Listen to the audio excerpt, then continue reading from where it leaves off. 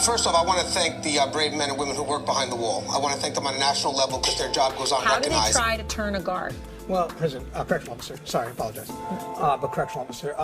How are you guys doing today? It's Anthony Gangi. Welcome to another episode of Care Talk. Guys, we did a show yesterday. It was a live Q&A. And one of the questions was, how do we, as senior staff, instill pride in our rookies? And I thought it was a great question. Me and Russ are going to do a very quick topic on this, maybe 10 minutes. Hey, Russ, did you like this question when it was asked yesterday? Well, yeah, because it's really important. You know, there's not much sense in having a career that you're not taking pride in. And so, you know, rookies, they need to know how integral they are to the whole system, you know, and they need to know the things that make them special and, you know, the things that, you know, really put them out there as, you know, our brand new shining stars. And, you know, they're putting their lives on the line every bit as much as the old salts, the old dogs and stuff. And they need to know that this is a worthwhile profession and it's noble and it's a good thing to do. Now, guys, don't forget my book, Inmate Manipulation, is on the market. The link is in the description. And real quick, Russ, how's Keepers of Chaos going on Facebook? Keepers of Chaos, going gangbusters. You know, every day someone's asking a question in there and I'm able to bring them great quality answers because I have the best of the best of the best, you know, joining up. And so someone's always able to answer and, you know, put out the things that are necessary to really have an engaged, informative, and well-trained community. Now, guys, real quick, when it comes to corrections, right? So this is a profession that you give back to others. I mean, it's just in many ways that you do that, whether you're, you know, protecting the community, protecting our family behind the wall, protecting the inmate population. This is a profession that serves others. And when it comes to that, obviously there is no greater commitment, greater sacrifice, just the value is there. So the first thing I like to tell people is that when it comes to working in corrections, know the good value that's in this profession, the value that, you know, comes with, you know, having that service to the public, serving that greater good. And I love when, you know, we have the Tier Talk community, we have the Keepers of Chaos community, and it's great to see that when people get into this profession, sometimes it's great to get that message that says, hey, Gange, I've been watching your Tier Talk videos, or I've been a member of the Keepers of Chaos community, and you guys really motivated me to go into this profession. And then when you ask them why, their answer is great. It's because I didn't know how much value this profession has. You know, again, just to hear someone say that is so important to me because right off the bat, they're coming into this profession for the right reasons. That's a person that you want by your side. But what's your thoughts on that first, Russ, when it comes to the value of the work that we do, the service that we commit to others? You know, it's invaluable because, you know, when you just look at where society would be if we just didn't have any police force and we didn't have any corrections force, then we would just devolve into, you know, either, you know, vigilantism where no one has any due process rights. It's just, you know, anybody's word against anyone else's. And then it just becomes a matter of might makes right. And there's no structure. There's no justice to be found in that. The reason that we have corrections, the reason that we have a police force is so that we can ensure the rights of all. Is it perfect? No, it sure isn't. But it's something to work with and it's something to work within. And when we work with it and we work within it, we're able to, you know, at least have a better outcome for the chance for justice, to, you know, get the proper sentences and, you know, levied against people that are, you know, in the criminal networks and whatnot. And then, you know, just beyond that, society really owes us a debt for the way that we keep those people there. We keep them from harming each other. We keep them from being able to victimize the public further. And, you know, without us, where would the police forces be? They would have nowhere to put anyone. They would be just merely a response agency, and they would show up and clean up blood. Right. And guys, this profession right now is a profession that barely gets the recognition we deserve. So the drive that we have is internal. So again, we put the message out there, you know, that the value that this profession has, and that has to be maintained from the moment you enter that academy, straight through the moment you cross into the agency, you know, work at that facility, all the way till you retire. And the big part of that is being connected to people in the profession that share that same belief. Now, I'm very big on that. I believe there's value in this profession, which means that when, you know, I share something about what we do, I want us to have our chest out, our head held high, because of what we provide, what we do that most people can't. And when we're in that academy, we want people in the academy to push those beliefs, push the positive, push the value, you know, let people finish that academy with a purpose, you know, the purpose of serving others. There is no greater purpose than that. And that purpose will guide you through the roughest of waters, because again, this isn't about pay. This isn't about benefits. This is a higher purpose. And then once you're out of that academy and you have that belief, then you connect with those in the agency or the facility that share those same beliefs.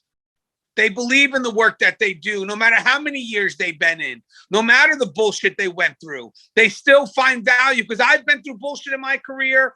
Russ has been through bullshit.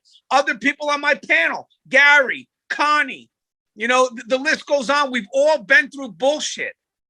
But what gets us through the bullshit is the pride we have in the work that we do, and that must be maintained from the day you walk into that academy to the day you retire. Would you agree with that, Russ? Oh, you know, that's absolutely correct. And it's absolutely essential. You know, if you want to have a good, great functioning correctional system, you have to have people in it that are invested in it. And I mean invested in it from the point of, you know, they want to take pride in what they do. They want to be of service. They're willing to put their ass on the line. They're willing to put their ass in the sling if necessary. And they're willing to, you know, go out there and try and make a real difference. And the way that they make those differences are, you know, it's unbelievable, you know, the numbers, the manifest ways that we can be involved in that, you know, from, you know, stopping escapes, stopping assaults, stopping murders, you know, stopping riots, you know, having to do gang suppression and everything else. We're integral to the system, right? Make no mistake about it. With us, the rest of the system simply doesn't function. So, you know, take pride. I mean, when you sign on that line and you said, yes, I'm going to go become a correctional officer, you know, you're well informed, hopefully, about what the job's about. You know that there's going to be danger. You know that it's going to be dirty and filthy and oftentimes unrecognized. But at the same time, you know that somebody has to do it. And so you're willing to raise your arm, send me. That's powerful, Russ. And guys, I also want to mention something too. We do have a lot of negative individuals in this profession. It's sad. I mean, obviously, it's going to happen. There are people that get defeated by the system. And again, it's really sad. There are people that get defeated, then there are people that rise above it. I would like to think that those that are in the training part, those that have those field training positions, you got to make it through. You can't be defeated, because, again, when you get these people that are coming into this job, they don't have a foundation and hope. You have to establish that. You have to cultivate that. And there's good people coming in, especially now with the push from the communities that we've developed, you know, whether it's through Facebook, through YouTube, you know, again, Tier Talk, Keepers in Chaos, Correctional Officer Brotherhood, Correctional Lives Matter. I mean, the list goes on. Now we got jailcommanders.com. I mean, you know, we're starting to push in really good people who are coming in for the right reasons. They found value through how they connect to this community. They found value through the people that are part of this community. You know, so we're not just talking about me. We're not just talking about Russ, Connie, Gary. No, we're talking about the people that partake in the dialogue that happens long after the videos have been completed. the continued discussions that, are just really professional in nature, that, these rookies are coming in and they're reading it and they're like, wow, this is great stuff. I didn't know we can do all these things. I didn't know we could create such an impact. So now they go in with this great motivation. Again, someone you want next to you. And again, they're vulnerable because they just entering the profession and they get paired up with someone who's extremely negative, disgruntled. And now this person who had this great motivation coming in, we lost it. And now there's nothing holding that person in. That person's like, well, you know what? This isn't what I thought it would be. All because they were connected to the wrong person. Because here we are instilling beliefs as senior staff, telling people this is where the value is. This is where you can have value. And then we mess up. After we give them the great things about this profession, we connect them to somebody who doesn't believe in the message that we're preaching. And now this person who comes in decides within a day or two, I'm out. And then we wind up getting upset. Why do we get upset? We get upset because we lost good people. We're losing them. We can't hold on to them. Then we wonder why we can't do it. We got to go back to the naysayers. I mean, wouldn't you agree with that, Russ? I mean, we all have things that we can complain about, but the harder thing is to still keep the good so we can maintain the good. Yeah. The point of us working at all in corrections is that we are that, we're that wall between chaos and the public. Right. And so we need the best possible people to be in there that are, the keepers of that chaos, which is obviously, my Facebook page, Keepers of Chaos, to go in there. And, there's not a depth of talent that there should be out there. There should be more people wanting to break down the doors that want to be involved in this type of service to the community. But, we're picked on by the journalists, we're picked on by the politicians. Sometimes we're picked on by our own with regards to, admin or something like that. And then at the bottom of all of that are some line staff that they become the haters and they hate everything about corrections. Let's not do that to ourselves. Let's give us a chance to really get out there and recruit some raw, fresh talent and let them bolster us all up. A rising tide lifts all boats. Yeah, and guys, when you enter this profession, know this. You're part of a profession that you have to be part of the elite, if that makes any sense, guys, because this profession is not for just anyone. This profession is for those that are ready to step up and take the challenge, because it's going to beat you. But in the end, after you're all bloodied up, because you will get bloody, you'll see that the battle's worth it. Because you'll look around you and you'll see your family. You'll see those that are next to you that are fighting alongside of you. And then you feel more comfortable knowing that we're in this together. And then maybe when we retire, I wish that we would be able to step out and say, hey, the career's done. And then the people come up and say, thank you for what you've done in the 25 or 30 years. But that doesn't happen. I get that. But one thing that does happen is that when you've done this profession and you retire, there's that sense of completion, that I've done something with my life that had a level of value that I didn't know existed until I worked in this profession and went the distance.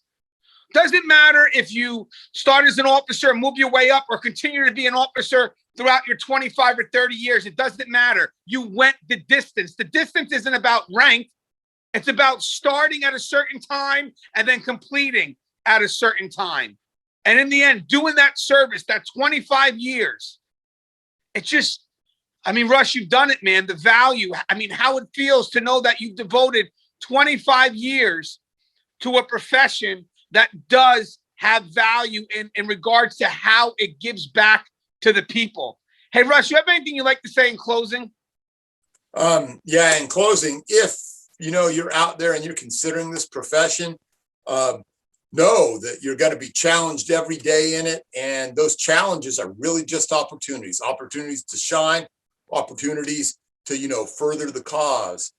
We need good people. We need great people in this profession.